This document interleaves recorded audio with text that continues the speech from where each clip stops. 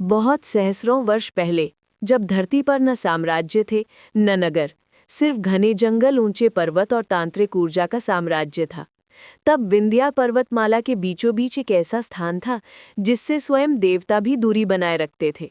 उस स्थान का नाम था अग्नि निशाकंठ, एक ऐसा दरारनुमा घाट जहां सूरज की किरण भी दिन में केवल एक क्षण गिरती थी और बाकी समय वहां गहरा नीला अंधेरा चिपका रहता था।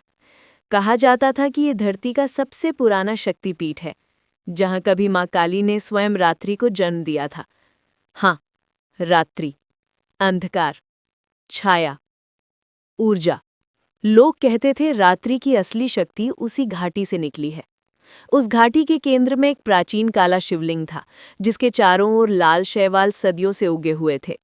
कहा जाता था कि इस शिवलिंग पर रात के समय कोई साधारण इंसान दृष्टि भी नहीं डाल सकता, क्योंकि जैसे ही कोई नजर पड़ती, सामने पूरा जगत लाल हो जाता और कानों में अजीब ताने गूंजने लगती, जैसे कोई पुरानी देवी नींद से जाग रही हो।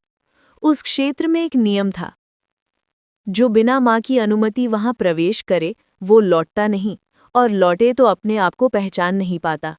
सदियों तक ये स्थान निषिद्ध रहा। फिर एक समय ऐसा आया जब पृथ्वी पर भय का साम्राज्य उतर आया। वनों में अजीब अजीब आकार की छायाएं घूमने लगीं, रात होते ही हवा कराहने लगती, पशु दिशा खो देते, गांव के चूल्हे अपने आप बुझ जाते और गर्भ में पल रहे शिशु रात के तीसरे पहर अचानक रोने लगते। लोग समझ गए, रात्रि की वो पुरानी शक्ति जाग चुकी है। देवताओं ने देखा कि संसार कांप रहा है। ऋषि मुनि यज्ञ कर रहे थे, पर लपटें स्थिर नहीं रहती।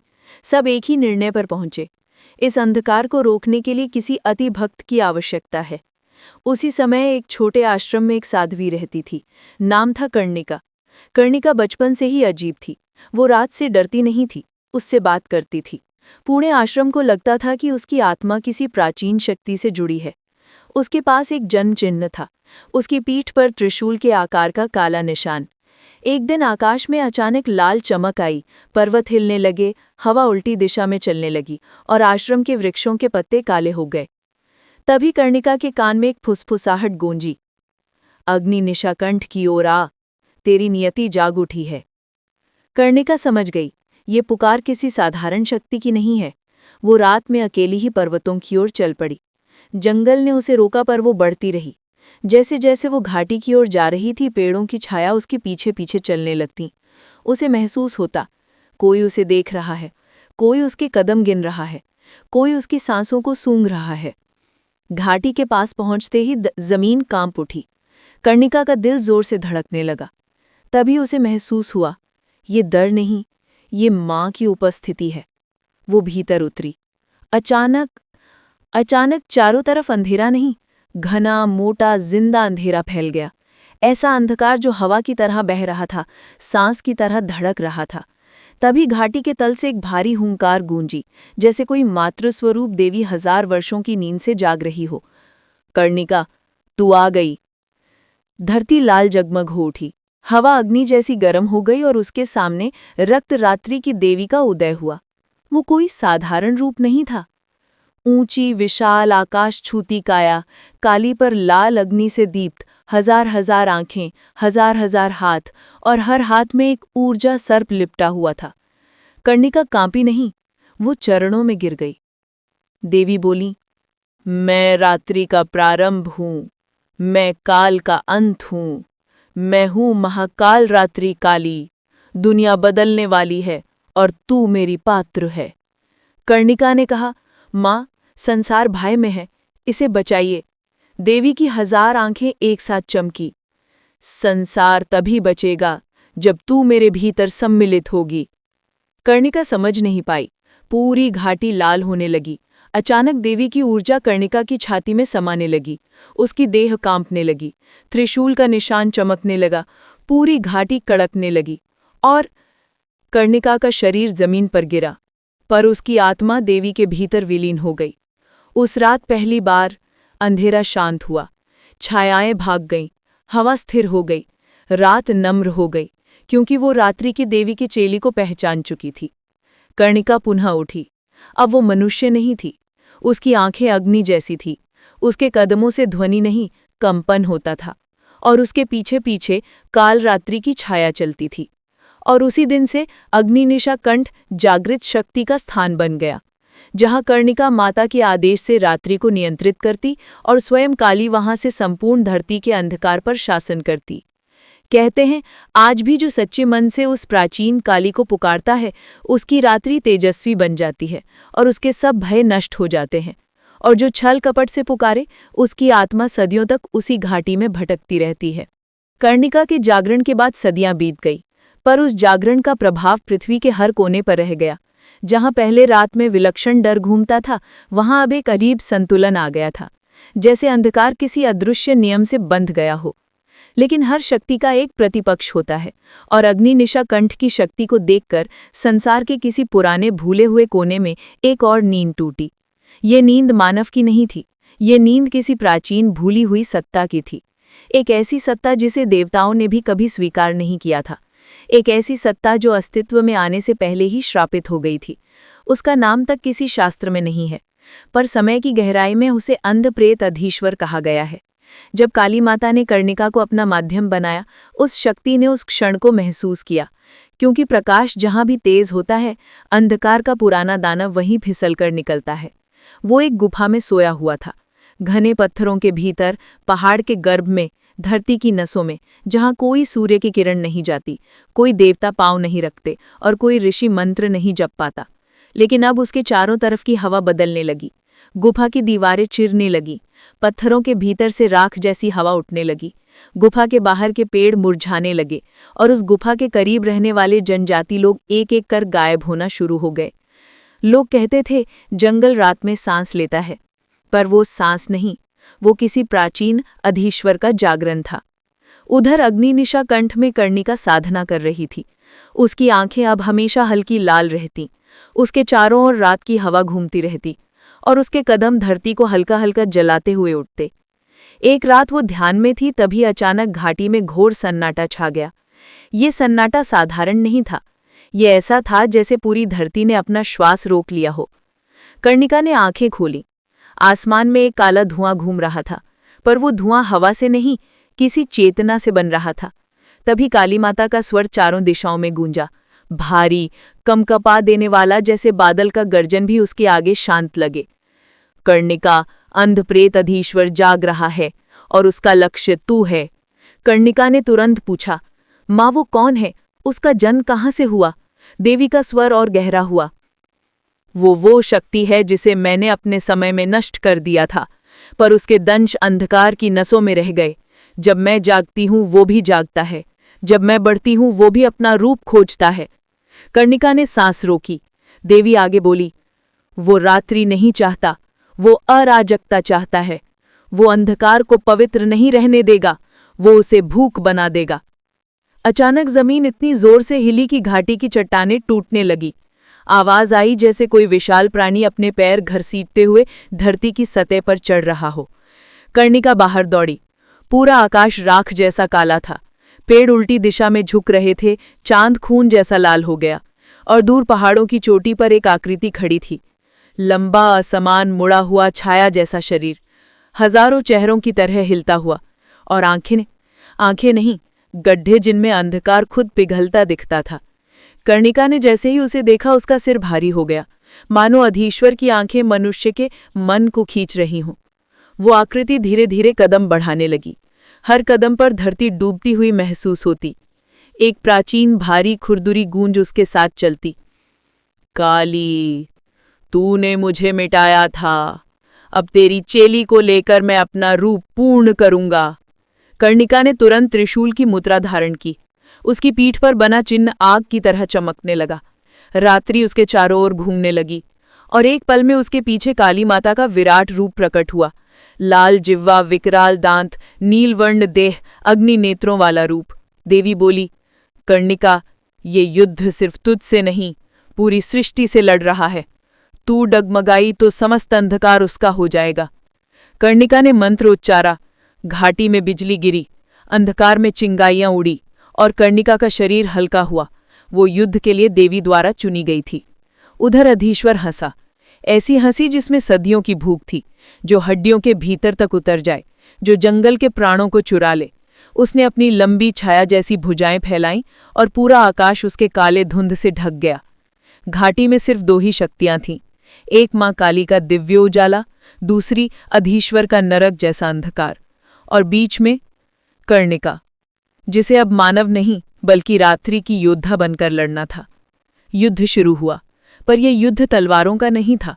ये युद्ध ऊर्जाओं का, मंत्रों का, छायाओं का और शक्तियों का था। धरती फटी, आकाश दहाड़ा, ब्रह्मांड की ध्वनियां कांपी और अग्नि निशाकंठ एक महाभयानक रणभूमि में बदल गया। कर्णिका और अधीश्वर के टकराने पर इतनी शक्तिशाली ध्वनि निकली कि दूर दूर तक पर्वतों में रहने वाले सभी जीव कुछ क्षण के लिए निढाल हो गए। रात की हवा चिल्लाई, वृक्षों की आत्माएं भागी और महासागर तक में ज्वार उठा। कर्णिका चिल्लाई, मां शक्ति दो।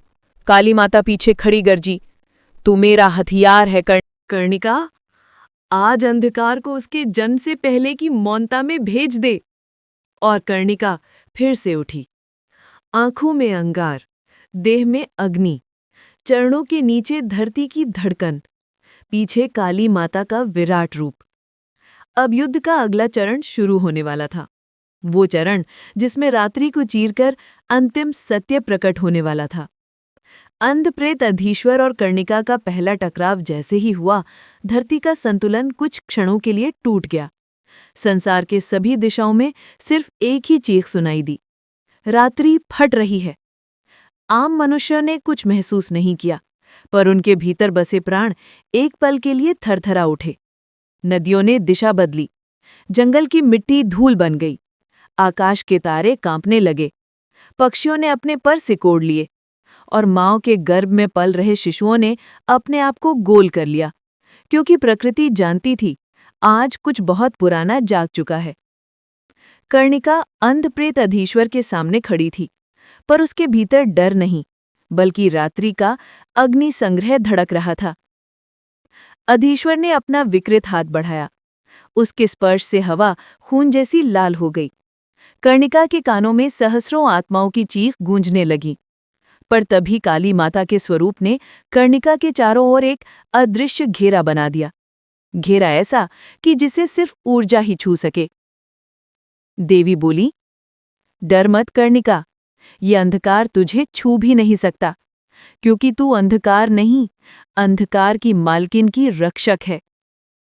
कर्णिका की ऊर्जा फिर से जागी, उसने दोनों हाथ जोड़े और उसके शरीर के भीतर से ऐसा प्रकाश निकला जो प्रकाश नहीं था।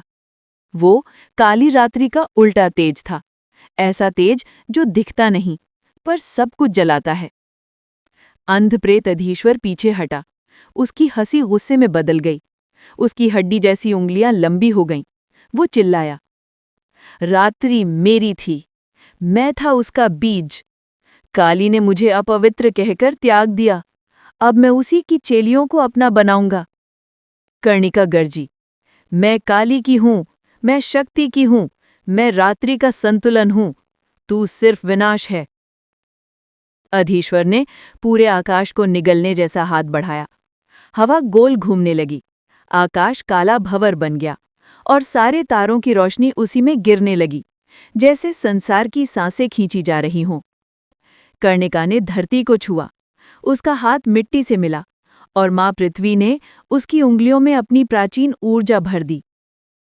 तभी घाटी में हजारों रात्रि आत्माएं प्रकट हुईं, छायाएं नहीं, देवियों की परछाई। हर आत्मा एक रात्रि की रक्षा शक्ति थी, जो सदियों से सोई थी, पर कर्णिका की ऊर्जा से उठकर जाग गईं। उनकी आंखें बिजली जैसी चमकी, उनके हाथ आशीर्वाद में फैले और एक ही स्वर शब्द बनकर निकला, कर्णिका, रात्रि तेरे साथ है। अब युद्ध बदल गया, ये अब दो शक्तियों का नहीं, अंधकार के स्वामी और दिव्य रात्रि की चेलियों का युद्ध था। अधीश्वर ने अपनी पूरी शक्ति लगाई, उसकी छाती से राख का बवंडर उठा, धरती झुकने लगी, पर्वत झुकने लगे। उसने पूरे घाटी को निगलने की कोशिश की, पर जैसे ही उसका अंधकार कर्णिका से टकराया, वो टूट टूट कर गायब होने लगा। कर्णिका का शरीर नहीं, उसकी आत्मा लड़ रही थी। अधीश्वर गुस्से में गरजा, तू कौन है? तू इंसान नहीं, तू राक्षसों को भी डराती है। कर्णिका ने धीरे से आंखें खोली, अब उसकी आंखें मनुष्य जैसी नहीं, काली माता की तरह अग्नियुक्त थी। वो बोली, मैं वही हूं जो रात्रि को जन्म के समय थामती है। मैं वही हूं जिस पर काली माता अपनी छाया रखती हैं। मैं कर्णिका नहीं, आज से मैं रात्रि देवी का व्रत हूं। जैसे ही ये शब्द बोले, कर्णिका का शरीर विशाल रूप में बदलने लगा। उसके चारों ओर बिजली काली चमकने लगी। उसके पीछे काली माता का असली अग्निरात्रि रूप प्रकट हुआ। ये रूप किसी ने कभी नहीं देखा था, न देवी देवताओं ने, न दानवों ने, न ऋषियों ने, न किसी पुराण ने लिखा। ये वो रूप था जिसमें काली माता रात्रि को अपने हाथों से संचालित करती हैं। उनकी जिह्वा पर बिजली नाच रही थी। उनकी नसों में ब्रह्मांड घूम रहा था। उनके केशों से अंधकार टपक रहा था। उनकी आंखें महाकाल से भी गहरी थी। काली माता ने पहला कदम बढ़ाया। धरती फट गई। अधीश्वर पीछे गिर पड़ा। उसका अंधकार भस्म में बदलने लगा। देवी गरजी, अधप्रेत, तू रात्रि नहीं, तू विकृत छाया है। आज तेरी गति वहीं होगी जहां प्रकाश भी तुझ पर दया न करे। अधीश्वर चिल्लाया। उसकी आवाज हजारों मृतकों जैसी थी। काली! पर कर्णिका ने हाथ उठाया। उसके हाथ में अब त्रिशूल नहीं, रात्रि का अग्निशूल चमक रहा था। उसने अपनी पूरी आत्मा से मंत्र बोला, जय काल रात्रि, जय महाकाली, छाया की जड़ को काटो। और अग्निशूल अधीश्वर के हृदय में जा धंसा। एक पल, सिर्फ एक पल, और पूरी घाटी प्रकाश और अंधकार की टक्कर से फट गई। अधीश्वर राख में बदलने लगा। उसकी आंखों से शक्ति बहने लगी। उसने अंतिम बार कहा, रात्रि मेरी थी। कर्णिका गरजी, रात्रि कभी अपवित्र नहीं होती। रात्रि मां काली का स्वरूप है। तू छाया था, छाया वापस कहीं नहीं जाती। और अधीश्वर भस्म होकर हवा में उड़ गया।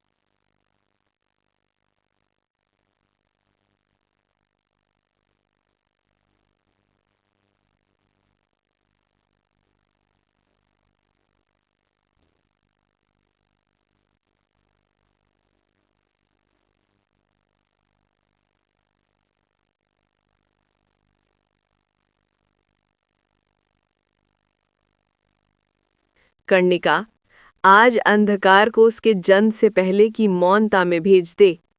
और कर्णिका फिर से उठी, आंखों में अंगार, देह में अग्नि, चरणों के नीचे धरती की धड़कन, पीछे काली माता का विराट रूप। अब युद्ध का अगला चरण शुरू होने वाला था, वो चरण जिसमें रात्रि को चीरकर अंतिम सत्य प्रकट होने वाला था। अंधप्रेत अधीश्वर और कर्णिका का पहला टकराव जैसे ही हुआ, धरती का संतुलन कुछ क्षणों के लिए टूट गया। संसार के सभी दिशाओं में सिर्फ एक ही चीख सुनाई दी, रात्रि फट रही है। आम मनुष्यों ने कुछ महसूस नहीं किया, पर उनके भीतर बसे प्राण एक पल के लिए थरथरा उठे। नदियों ने दिशा बदली, जंगल की मिट्टी धूल बन गई, आकाश के तारे कांपने लगे, पक्षियों ने अपने पर सिकोड़ लिए और माँओं के गर्भ में पल रहे शिशुओं ने अपने आप को गोल कर लिया, क्योंकि प्रकृति जानती थी कि आज कुछ बहुत पुराना जाग चुका है। कर्णिका अंधप्रेत अधीश्वर के सामने खड़ी थी, पर उसके भीतर डर नहीं बल्कि रात्रि का अग्नि संग्रह धड़क रहा था। अधीश्वर ने अपना विकृत हाथ बढ़ाया, उसके स्पर्श से हवा खून जैसी लाल हो गई। कर्णिका के कानों में सहस्रों आत्माओं की चीख गूंजने लगी, पर तभी काली माता के स्वरूप ने कर्णिका के चारों ओर एक अदृश्य घेरा बना दिया, घेरा ऐसा कि जिसे सिर्फ ऊर्जा ही छू सके। देवी बोली, डर मत कर्णिका, ये अंधकार तुझे छू भी नहीं सकता, क्योंकि तू अंधकार नहीं, अंधकार की मालकिन की रक्षक है। कर्णिका की ऊर्जा फिर से जागी, उसने दोनों हाथ जोड़े और उसके शरीर के भीतर से ऐसा प्रकाश निकला जो प्रकाश नहीं था, वो रात्रि का उल्टा तेज था, ऐसा तेज जो दिखता नहीं पर सब कुछ जलाता है।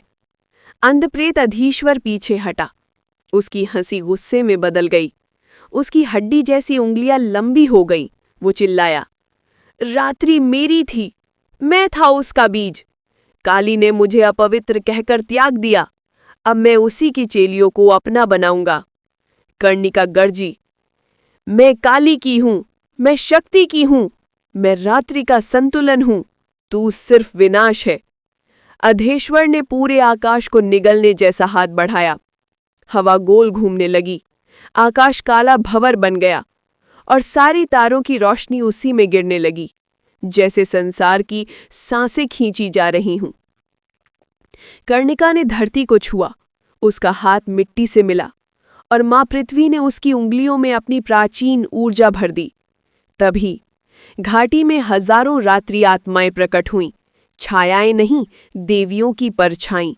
हर आत्मा एक रात्रि की रक्षा शक्ति थी जो सदियों से सोई थी, पर कर्णिका की ऊर्जा से उठकर जाग गईं। उनकी आंखें बिजली जैसी चमकी, उनके हाथ आशीर्वाद में फैले और एक ही स्वर शब्द बनकर निकला, कर्णिका, रात्रि तेरे साथ है। अब युद्ध बदल गया। अब ये दो शक्तियों का नहीं, अंधकार के स्वामी और दिव्य रात्रि की चेलियों का युद्ध था। अधीश्वर ने अपनी पूरी शक्ति लगाई, उसकी छाती से राख का बवंडर उठा, धरती झुकने लगी, पर्वत झुकने लगे। उसने पूरी घाटी को निगलने की कोशिश की, पर जैसे ही उसका अंधकार कर्णिका से टकराया, वो टूट टूट कर गायब होने लगा। कर्णिका का शरीर नहीं, उसकी आत्मा लड़ रही थी। अधीश्वर गुस्से में गरजा, तू कौन है? तू इंसान नहीं, तू राक्षसों को भी डराती है। कर्णिका ने धीरे से आंखें खोली। अब उसकी आंखें मनुष्य जैसी नहीं, काली माता की तरह अग्नियुक्त थी। वो बोली, मैं वही हूं जो रात्रि को जन्म के समय थामती है, मैं वही हूं जिस पर काली माता अपनी छाया रखती हैं। मैं कर्णिका नहीं, आज से मैं रात्रि देवी का व्रत हूं। जैसे ही ये शब्द बोले, कर्णिका का शरीर विशाल रूप में बदलने लगा। उसके चारों ओर बिजली काली चमकने लगी। उसके पीछे काली माता का असली अग्नि रात्रि रूप प्रकट हुआ। ये रूप किसी ने कभी देखा नहीं था, न देवी देवताओं ने, न दानवों ने, न ऋषियों ने, न किसी पुराण ने लिखा। ये वो रूप था जिसमें काली माता रात्रि को अपने हाथों से संचालित करती है। उनकी जिह्वा पर बिजली नाच रही थी, उनकी नसों में ब्रह्मांड घूम रहा था, उनके केशों से अंधकार टपक रहा था, उनकी आंखें महाकाल से भी गहरी थीं। काली माता ने पहला कदम बढ़ाया। धरती फट गई। अधीश्वर पीछे गिर पड़ा। उसका अंधकार भस्म में बदलने लगा। काली माता गर्जी, अधप्रेत, तू रात्रि नहीं, तू विकृत छाया है। आज तेरी गति वहीं होगी जहां प्रकाश भी तुझ पर दया न करे। अधीश्वर चिल्लाया। उसकी आवाज हजारों मृतकों जैसी थी। काली! पर कर्णिका ने हाथ उठाया। उसके हाथ में अब त्रिशूल नहीं, रात्रि का अग्निशूल चमक रहा था। उसने अपनी पूरी आत्मा से मंत्र बोला, जय काल रात्रि, जय महाकाली, छाया की जड़ को काटो। और अग्निशूल अधीश्वर के हृदय में जा धंसा। एक पल, सिर्फ एक पल, और पूरी घाटी प्रकाश और अंधकार की टक्कर से फट गई। अधीश्वर भस्म में बदलने लगा। उसकी आंखों से शक्ति बहने लगी। उसने अंतिम बार कहा, रात्रि मेरी थी। कर्णिका गर्जी, रात्रि कभी अपवित्र नहीं होती। रात्रि मां काली का स्वरूप है। तू छाया था, छाया वापस कहीं नहीं जाती। और अधीश्वर भस्म होकर हवा में उड़ गया। घाटी शांत हो गई। आकाश फिर से नीला हुआ। रात फिर से कोमल हुई। प्रकृति फिर से जीवित हुई। कर्णिका वहीं खड़ी थी, पर अब वो साधारण नहीं, वो रात्रि की संरक्षिका थी। मां काली ने उसे आशीर्वाद दिया, आज से तू रात्रि का संतुलन संभालेगी। जहां भी संसार में भय बढ़ेगा, तेरा नाम पुकारा जाएगा। और उसी क्षण कर्णिका का शरीर दिव्य प्रकाश में लुप्त हो गया और वो रात्रि की शक्ति में मिल गई। आज भी यदि कोई सच्चे मन से रात में कर्णिका का नाम ले, तो हवा थोड़ी ताज़ा हो जाती है, डर थोड़ा कम हो जाता है और छाया थोड़ी पीछे हट जाती है, क्योंकि रात्रि की संरक्षिका आज भी जागती है।